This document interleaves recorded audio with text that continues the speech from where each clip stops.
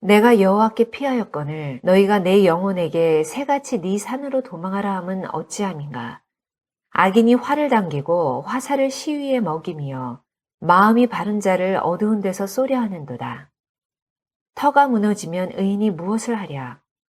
여호와께서는 그의 성전에 계시고 여호와의 보좌는 하늘에 있으며 그의 눈이 인생을 통촉하시고 그의 안목이 그들을 감찰하시도다. 여호와는 의인을 감찰하시고 악인과 폭력을 좋아하는 자를 마음에 미워하시도다. 악인에게 그물을 던지시리니 불과 유황과 태우는 바람이 그들의 잔에 소득이 되리로다. 여호와는 의로우사 의로운 일을 좋아하시나니 정직한 자는 그의 얼굴을 배우리로다. 자, 우리 인사하겠습니다. 반갑습니다. 반갑습니다. 한 주 잘 지냈습니까? 네. 자, 오늘 우리가 함께 읽었던 시편 11편, 이 11편은 신앙의 결단을 강조하는 내용이 담겨져 있습니다. 그리고 우리가 함께 12편도 함께 보고자 합니다. 이 12편은 타락한 시대에 살아가는 성도들의 그 기도가 담겨져 있습니다. 여러분, 신앙이 무엇입니까? 사람들은 신앙은 이렇다 저렇다라고 이렇게 분류를 하는 게 있습니다. 먼저는 어떤 사람은 선택이라고 말하는 사람이 있습니다. 이게 무슨 말인가 하면 세상에는 믿을 사람이 있고 믿지 못할 사람이 있습니다. 또 누구를 선택해야 될지 고민할 때가 있습니다. 네, 그리고 믿을 수 있는 조건도 있고 왠지 믿기 어려운 조건도 있습니다. 이러한 갈림길에서 우리가 선택할 때가 있습니다. 하나님은 우리에게 어느 한 방향만 그렇게 가라고 일반 통행만을 강요하시는 것이 아니라 선택할 수 있는 두 길을 항상 주십니다. 그래서 신앙은 그 두 길 가운데에서 불신앙을 버리고 거부하고 믿음의 길을 선택하는 것이기에 신앙은 선택이다라고 말을 하는 사람이 있습니다. 근데 선택은 우리만 하는 것도 아닙니다. 하나님도 선택을 하십니다. 하나님이 우리를 선택해 주시고 여기에 불러 주셨기 때문에 우리가 이렇게 신앙생활을 하고 있는 것입니다. 이러한 의미로 신앙은 선택이다라고 말하는 사람이 있습니다. 또 어떤 사람은 신앙은 뛰어넘는 것이다 라고 말하는 사람이 있습니다. 왜 그런 말 하는가 하면 구약에 나오는 유월절 때문에 그렇습니다. 이스라엘 백성들이 애굽에서 나올 때 하나님은 마지막 그 애굽의 재앙으로서 애굽의 모든 장자를 죽이는 재앙을 내리십니다. 그때 멸망의 천사가 애굽의 모든 장자들을 치러 갑니다. 그때 문설주에 양의 피를 바른 히브리인들의 집은 뛰어넘게 하심으로써 화를 주지 아니하셨고 문설주의 피가 없는 집은 쳐서 그 집의 장자를 죽였습니다. 그래서 뛰어넘는 절기라 해서 유월절이라 우리가 부릅니다. 이처럼 뛰어넘는 것이 신앙이다라고 말하는 사람이 있습니다. 그러면 지금 우리는 무엇을 뛰어넘어야 하겠습니까? 예를 들면 이런 것이죠. 어느 곳에 가든지 도저히 사람의 이성이나 계산으로는 이해할 수 없는 어떠한 진리라는 게 있습니다. 또 어떤 사람의 계산에 도저히 맞지 않지만 어느 곳에서는 거기에 합당한 어떤 기준이란 게 있습니다. 내 기준과는 다르지만 거기에 맞는 어느 지역에 맞는 어느 공동체에 맞는 기준이란 게 있습니다. 바로 이때가 뛰어넘을 때입니다. 그것이 바로 믿음이죠. 자, 모든 부정적인 상황에서도 세상의 이치와 맞지 않는 하나님의 방식, 하나님의 기준으로 세상을 이겨내는 것이 바로 신앙인 것입니다. 그렇기 때문에 신앙은 뛰어넘는 것이다라고 말을 하는 사람이 있습니다. 세 번째로 또 어떤 사람은 신앙은 결단이다라고 정의한 사람이 있습니다. 자, 사도신경을 보면 우리가 믿는 신앙의 내용들이 잘 정리가 되었습니다. 우리가 뭘 믿어야 될지 사도신경에 아주 요약이 잘 되어 있습니다. 그 내용 중에 전능하사 천지를 만드신 하나님 아버지를 내가 믿사오며 라고 기록이 되어 있습니다. 자, 그런데 믿사오며가 가장 뒤에 있죠. 무엇을 믿는 것인지를 앞에서 잘 기록해 놓고 마지막에 내가 믿사오며 라고 되어 있습니다. 그런데 원문은 순서가 반대로 되어 있습니다. 내가 먼저 믿사오며 하고 그 다음에 전능하사 천지를 만드신 하나님을 내가 믿는다는 그 내용이 담겨져 있습니다. 그래서 학자들은 믿음이라는 것은 결단의 세계라고 정의를 하기도 합니다. 자, 구약의 여호수아 24장을 보면 여호수아가 마지막에 사역의 마지막 때 백성들에게 말한 내용이 있습니다. 너희가 섬길 자를 오늘 택하라. 오직 나와 내 집은 여호와를 섬기겠노라 하면서 그의 사역 마지막에 이러한 내용이 기록되어 있습니다.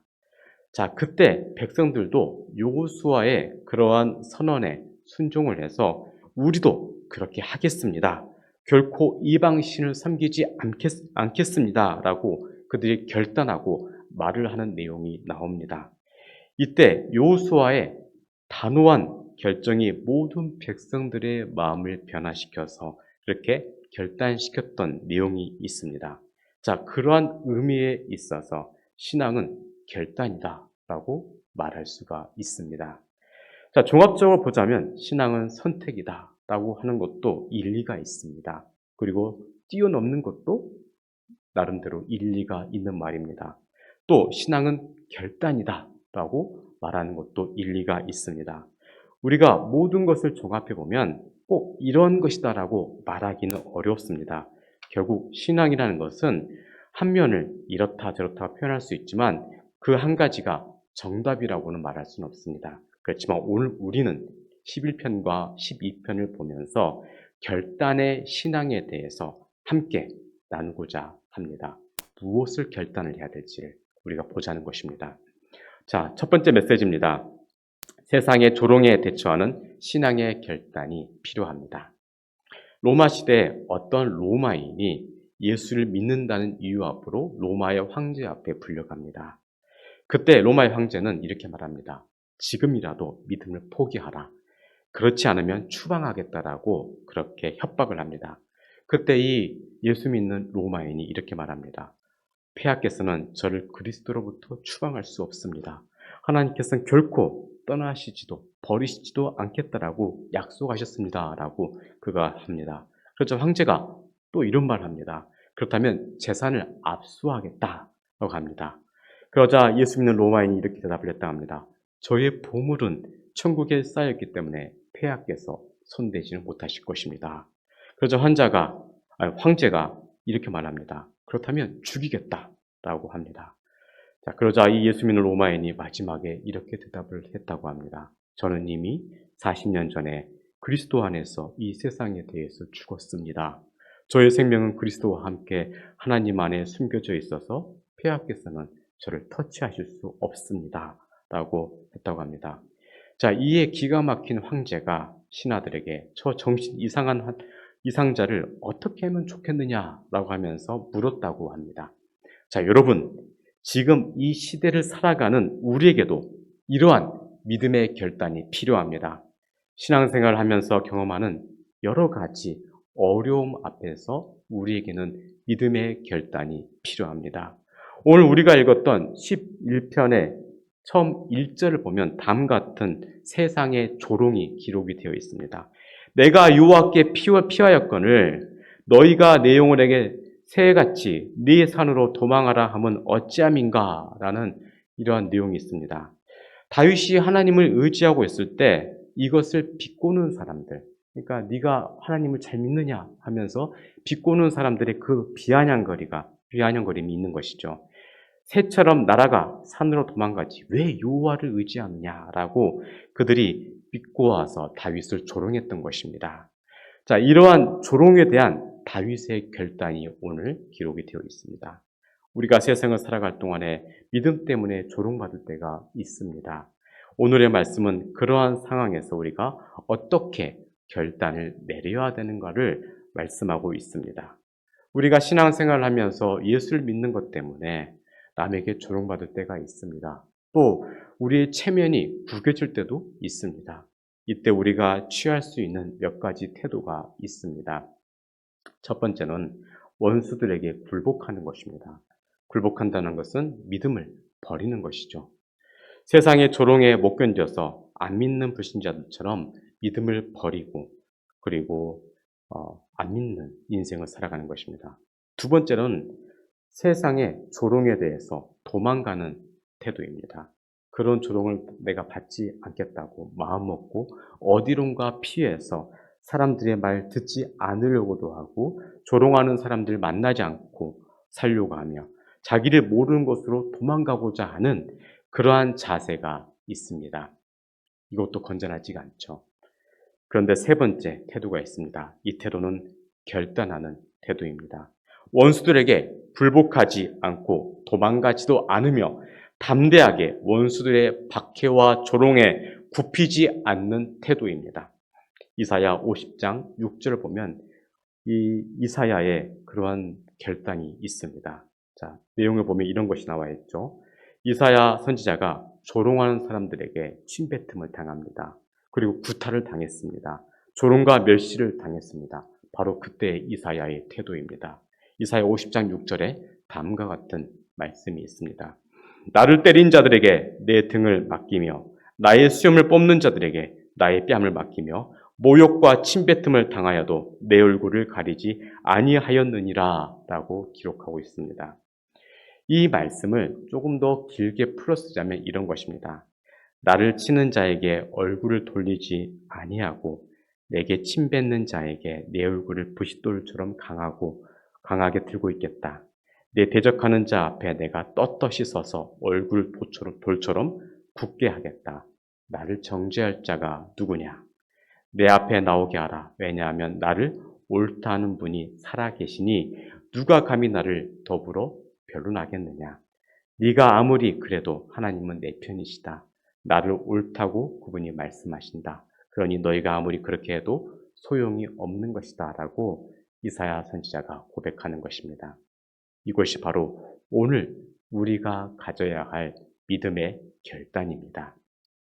이 말씀은 예수님이 대제사장 가야바 앞에서 혹은 빌라도 총독 앞에서 가졌던 그 모습을 설명하고 있는 것입니다.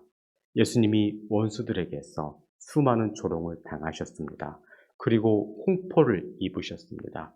홍포라는 것은 왕이 입는 옷이었기 때문에 왕으로 가장시킨 것입니다. 그리고 예수님의 손에 갈대를 들게 했습니다. 갈대라는 것은 옛날에 왕이 들고 있었던 금으로 만든 지팡이를 대신하고 있는 것입니다. 지팡이는 왕권의 상징입니다. 마치 군대 지휘관이 지휘봉을 가지고 자신의 권력을 행사하는 것처럼 왕이 지팡이를 가지고 자신의 왕권을 행사하는 것입니다. 네, 왕의 금지팡이 대신에 갈대를 예수님의 손에 쥐어줬던 것입니다. 그리고 머리에는 가시 면류관을 씌웠습니다. 왕이 쓰는 다이아몬드가 박히거나 금으로 만든 면류관이 아닌 대신에 가시로 엮은 관을 머리에 씌워 주었습니다. 그리고 예수님 끌고 와서는 이 사람을 보라라고 하였습니다. 가장된 왕인 것입니다. 홍포를 입혀주고 머리에 관을 쓰고 그리고 손에 갈대를 가지고 있지만 사실은 왕이 아니라 그를 조롱하기 위한 허수아비 왕에 지나지 않았습니다. 그때 예수님이 어떻게 태도를 가지셨습니까? 거기에서 도망치신 것도 아니었고 굴복해서 벌벌 떤 것도 아니었습니다. 태연하게 계셨습니다. 이러한 모습이 그리스도의 결단의 자세입니다. 이것이 이사야가 예언한 모습이었던 것입니다. 여러분, 이 세상은 근본적으로 하나님의 나라입니다. 그러나 동시에 우리 주님께서 다시 오실 때까지 마귀가 역사하는 세상이기도 합니다. 선한 것이 있는 동시에 악한 것도 있는 세상인 것입니다. 그래서 우리가 이 세상을 무조건 따라갈 필요는 없습니다. 단지 우리가 이 세상에 살아가는 동안 지혜롭고 바르게 살아야 하며 우리가 할 수 있는 모든 도리를 다하면서 살아갈 뿐입니다. 우리가 믿음으로 살긴 하지만 이 세상에는 불신의 세력도 있고 악한 것도 있어서 세상의 조롱과 미움을 받기도 합니다.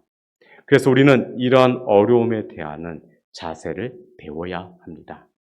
그 자세가 무엇입니까? 바로 결단하는 자세입니다. 비굴하게 굴복하는 것도 아니고 비겁하게 도망가는 것도 아닙니다. 그 앞에서 결단하는 자세를 말하는 것입니다.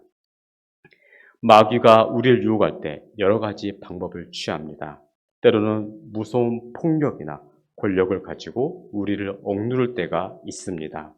옛날에 로마 시대나 일제강점기 때 그랬고, 또한 공산주의자들도 그들의 모습이 그랬습니다. 또한 반대로 마귀는 우리를 간사하게 지켜 세워줄 때가 있고 아첨하기도 하고, 세상의 권력이나 세상의 여러 가지 돈의 힘을 가지고 유혹할 때도 있습니다. 그러나 결국에 우리를 조롱합니다. 우리는 어떠한 유혹에도 넘어져서는 안 될 것입니다. 조롱에 넘어져서는 안 되는 것입니다. 신앙인들의 바른 자세는 바로 이러한 결단의 자세입니다. 이것은 원수들이 조롱하는 말에 대한 다윗의 확고한 결단의 자세였습니다. 이러한 믿음의 자세로 적들의 조롱과 유혹과 핍박에서 잘 이겨내시길 주의 이름으로 축원드립니다. 두 번째 메시지입니다.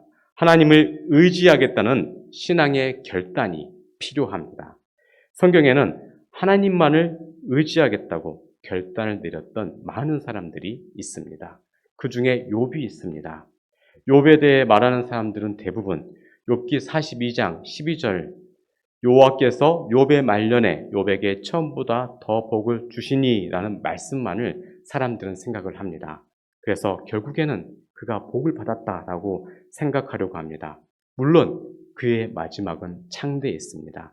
하지만 그 창대함을 경험하기 위해서 얼마나 많은 고난의 시간을 그가 보내야 했습니까?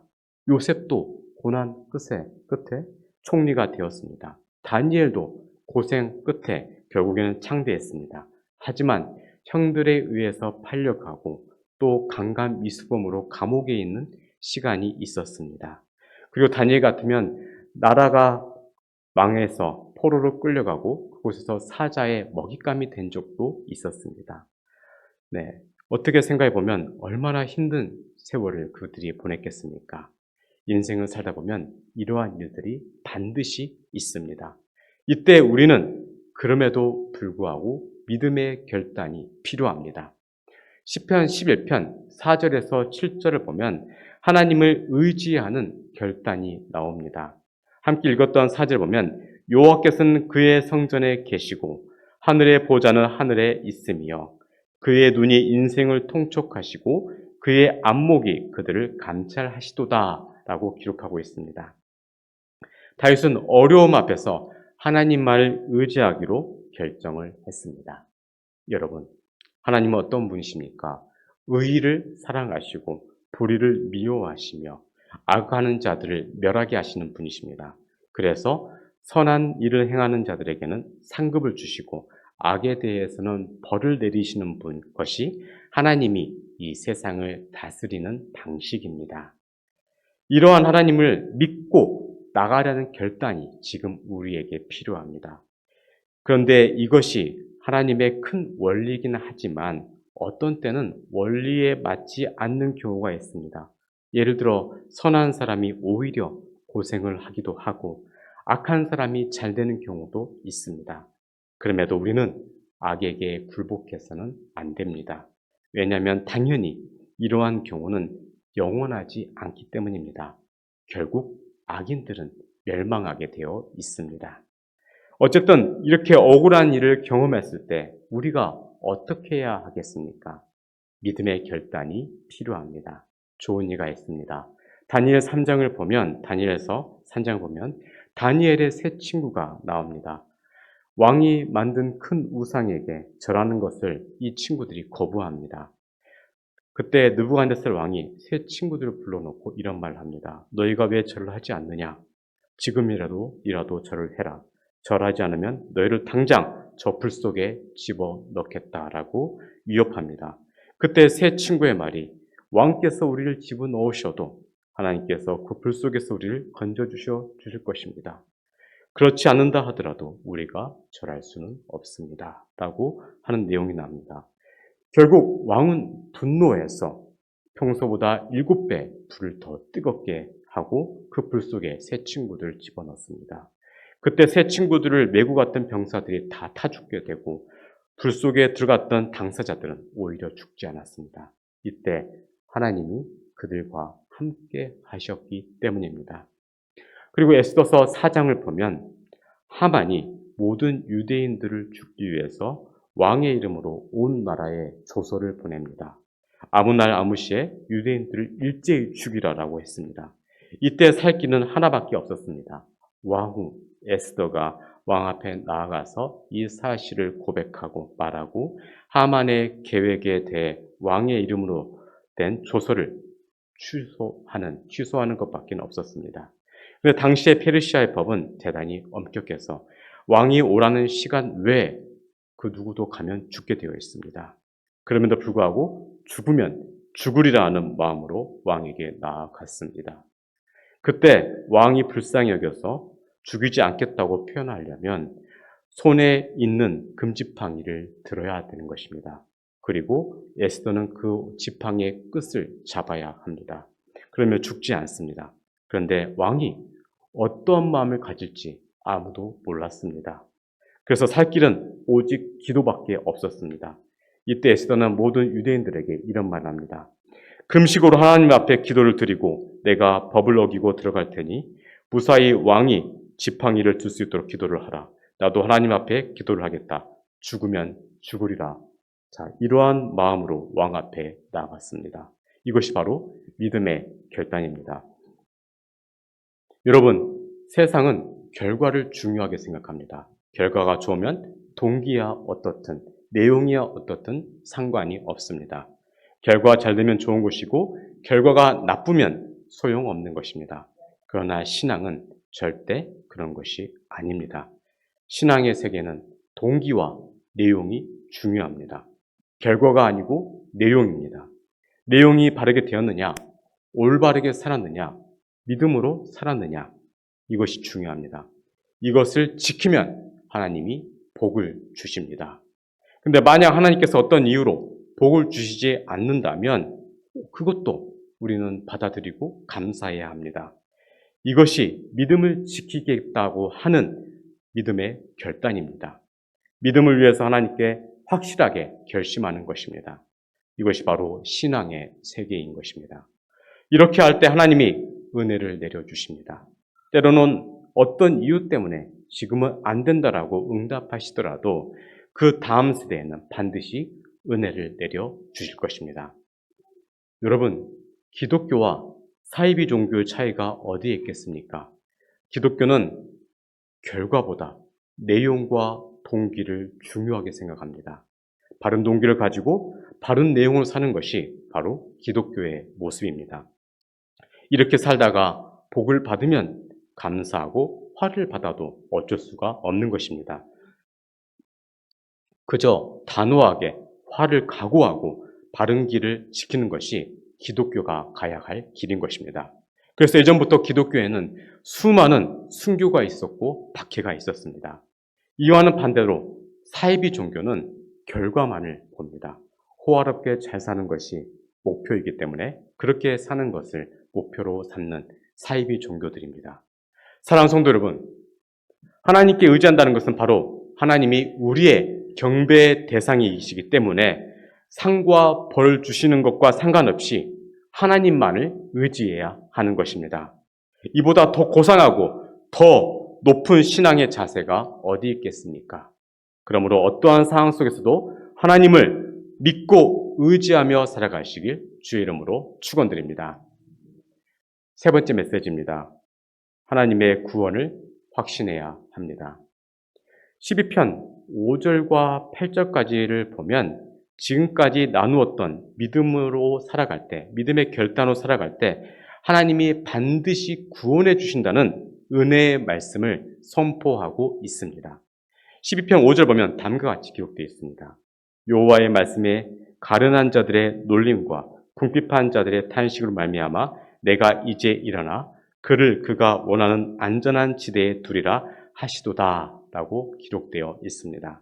마지막 때 하나님께서는 반드시 하나님의 뜻대로 살아갔던 사람들을 구원해 주시겠다라고 말씀을 하신 것입니다.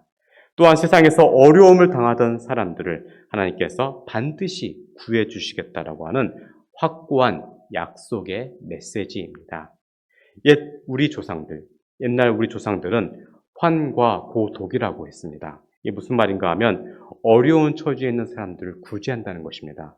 호라비들, 과부들, 고아들, 외로운 사람들에게 찾아가 우리 조상들은 그렇게 나라에서 구제했던 것입니다. 이것이 바로 왕이 백성들을 다스리는 방법이었습니다. 자, 요즘도 국가에서 운영하는 사회기관들이 많이 있습니다. 그리고 기독교 단체들도 구제 사업을 많이 하고 있습니다.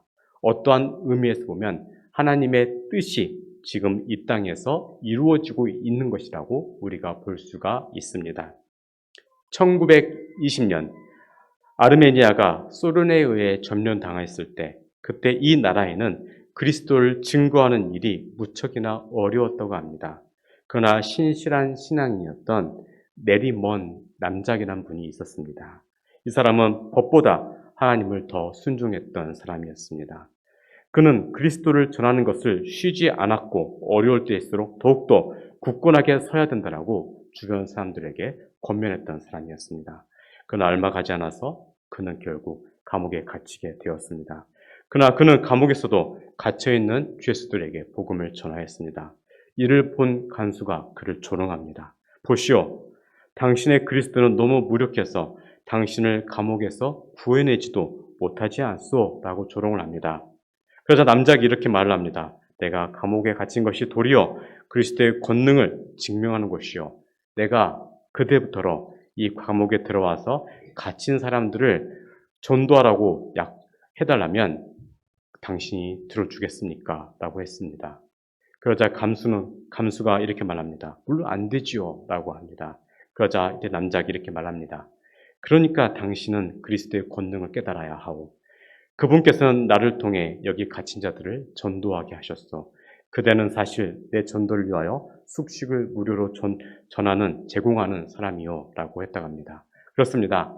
하나님의 뜻은 우리가 이해되지 않는 방식으로 지금도 우리 안에서 이루어지고 있습니다. 지금 우리가 이 세상 속에서 고난을 당한다고 할지라도 하나님은 그 안에서 역사하시고 계십니다.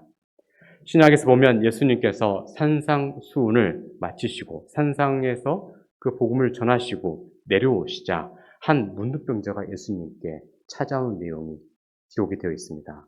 그가 이렇게 말합니다. 주여, 원하시면 저를 깨끗하게 하실 수 있나이다. 자, 이때 주님은 내가 원하노니 깨끗함을 받으라라고 말씀하셨고 치료해 주셨습니다. 자, 이 장면에서 문둥병자와 예수님의 대화를 보면 다음과 같습니다. 문둥병자 고백한 주여 원하시면 깨끗하게 하실 수 있나이다. 자, 여기서 두 가지 요소를 말합니다. 주님의 뜻과 주님의 능력입니다. 지금 고쳐주실지 고쳐주시지 말지는 우리는 알 수는 없는 것입니다. 그러나 이 시간 내가 낫지 못한다 할지라도 주님께서는 능력이 없으셔서 고치지 못하시는 것이 아닙니다. 그저 낫는 것이 주님의 뜻이 아니기 때문에 지금 낫지 못할 뿐입니다. 반면에 지금 낫게 된다면 그것은 주님의 뜻이기에 우리가 감사할 뿐입니다. 여러분, 하나님의 뜻은 우리가 정확하게 알 수는 없습니다. 그러나 크고 신비로워서 그분의 뜻은 크고 신비로워서 우리의 지혜로는 정확하게 알 수는 없습니다. 그러나 그분의 능력은 확실하게 믿습니다. 이렇든 저렇든 우리는 믿어야 합니다. 내가 이 시간 고침을 받으면 하나님의 능력으로 고침을 받는 것입니다. 고침받지 못한다 할지라도 하나님의 능력은 그대로 있는 것입니다. 그런데 우리는 하나님의 뜻을 미리 고정합니다. 왜 이것을 안 하십니까? 왜 이 좋은 일을 이 시간 여기에서 안 하십니까? 라고 하면서 하나님을 원망합니다. 그래서 결국에는 하나님이 못하시는가 보다, 하나님이 없는가 보다 라고 자세를 취하기도 합니다. 하나님의 뜻을 자기 마음대로 정해놓고 하나님의 능력을 의심하는 것입니다. 이러한 모습은 잘못된 것입니다. 하나님이 역사하실 그때가 지금인지 다음 때인지 우리는 알지 못합니다. 그래서 마음속에 있어야 할 바른 믿음은 하나님의 때가 되면 하나님은 반드시 정의로 고치시며 정의로 심판하실 것이라는 그러한 마음인 것입니다. 우리는 이러한 믿음이 조금도 흔들려서는 안 될 것입니다. 그래서 오늘 뭔가가 안 되면 내일 그렇게 하실 것이다. 다음이 그렇게 하실 것이다. 언젠가는 그렇게 될 것이다 라고 믿고 가는 것입니다. 그 마음이 조금도 흔들려서는 안 되는 것입니다. 바로 이것이야말로 신앙의 결단이라고 할 수가 있습니다. 이것은 세상의 조롱에 대한 세상의 그러한 모습 앞에서 우리가 가져야 할 결단이요, 신앙의 결단인 것입니다. 결과가 어떻든지 하나님만 의지하며 나아가는 것입니다. 지금 우리에게 이러한 결단적인 자세가 우리에게 필요합니다. 열왕기상 18장을 보면 엘리야가 갈멜산에서 바알의 선지자들과 결투하는 마지막 결투의 내용이 나옵니다. 온 나라의 바알 선지자가 450명이었습니다. 그리고 여호와의 선지자는 엘리야 한 명뿐이었습니다. 이때 엘리야가 그들에게 이렇게 이야기를 합니다. 먼저 너희 바알 신에게 기도해 불로 응답하면 바알이 참신인 것이고 내가 여호와께 기도해 불로 응답하면 여호와가 참신인 것이다. 우리가 참신을 가려내어 참신을 숭배하자라고 그들에게 말을 합니다. 또 엘리야가 하는 말이 너희가 언제까지 이 둘 사이에 머뭇머뭇하겠느냐? 여호와 하나님이냐 바알신이냐? 하나님을 섬기든지 바알신을 섬기든지 결단을 내라라고 그렇게 말을 합니다. 그래서 바알의 선지자 450명이 아침부터 종후까지 칼을 가지고 그들의 몸에 칼로 피를 내면서 기도합니다.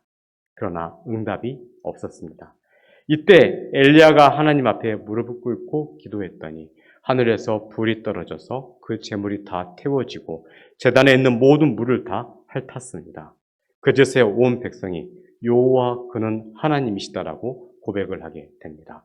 이렇게 하나님 향한 믿음의 결단을 보인 이후에 엘리야가 갈멜산 위에서 올라가 무릎을 꿇고 7번 기도하였더니 3년 6개월의 가뭄이 해갈이 되었습니다.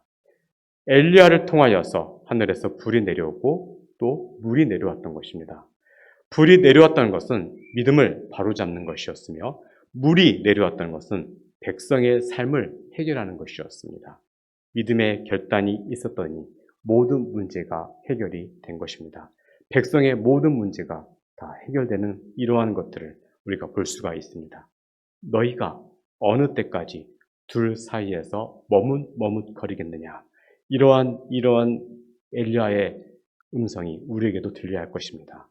여러분, 신앙은 결단을 내리는 것입니다. 우리는 모든 세상의 조롱에 대해서 결단의 자세를 취해야 할 것이고 하나님 말을 의지하려고 결단의 자세를 취해야 됩니다. 그래야 진정한 신앙인의 모습이라 할 수가 있는 것입니다. 앤서니 라빈슨이라는 작가가 쓴 책이 있습니다. 내 안에 잠든 거인을 깨워라 라는 책인데요. 여기 보면 작가의 이야기가 나옵니다. 그는 캘리포니아 베니스라는 가난한 동네에서 살았습니다. 그리고 10평의 독신 아파트에서 끼니를 걱정하며 살았던 때가 있었습니다. 한때 그가 배우지 못한 것에 대해서 절망감을 가졌고 누구에게도 인정받지 못하는 열등감으로 하루하루를 살았습니다. 그는 차비가 없어서 먼 길을 걸어가야 했고 또 쓰레기통에서 옷을 찾아서 입어야 하는 그러한 인생을 살았습니다. 그랬던 그가 나중에는 국제상공회의소에서 선정한 세계에서 가장 뛰어난 인물 10명에 뽑혔고 수백만 달러의 고급 주택에 살게 되었습니다. 우리가 이러한 인생을 살 필요 없지만 나중에 그가 이런 얘기를 합니다. 가나안 빈민굴에서 내 인생을 마치기에는 너무 억울하다는 생각을 가졌습니다. 나의 모든 것을 바뀌어야겠다는 생각을 가졌습니다. 아무도 내 대신 인생을 살 수 없다는 결단을 가졌습니다라고 그가 결단했기 때문에 그가 인생을 바꿨다라고 고백을 합니다. 자, 여러분, 우리는 꿈과 희망을 버려서는 안 됩니다. 그리고 그 꿈과 희망을 가지고 우리가 믿음의 결단을 갖는다면 하나님은 반드시 그러한 사람들에게 선물을 안겨주실 것입니다. 사랑하는 성도 여러분, 우리의 꿈과 희망이 어디에 있습니까? 오직 하나님께만 있습니다. 우리가 하나님의 구원을 확신하고 최후에 승리할 것이라는 믿음만 있다면 하나님이 반드시 우리의 모든 인생을 바꾸어 주실 것입니다. 자, 이러한 믿음으로 승리하시길 주의 이름으로 축원드립니다. 기도하겠습니다. 우리의 믿음의 내용을 감찰하신 하나님, 오늘 우리가 신앙의 결단에 대해서 함께 나누었습니다. 때로는 세상 속에서 조롱을 당하고 미움을 받기도 하지만 주님의 은혜로 모든 어려움을 잘 이겨내게 하시고 언제나 하나님만 의지하겠다는 신앙적인 결단이 흔들리지 않게 하옵소서. 그리하여 마지막에는 하나님이 구원하신다는 확신까지 갖게 하옵소서. 세상과 믿음 사이에서 흔들리지 않는 믿음을 갖게 하옵소서. 감사드리며 예수님 이름으로 기도드리옵나이다. 아멘.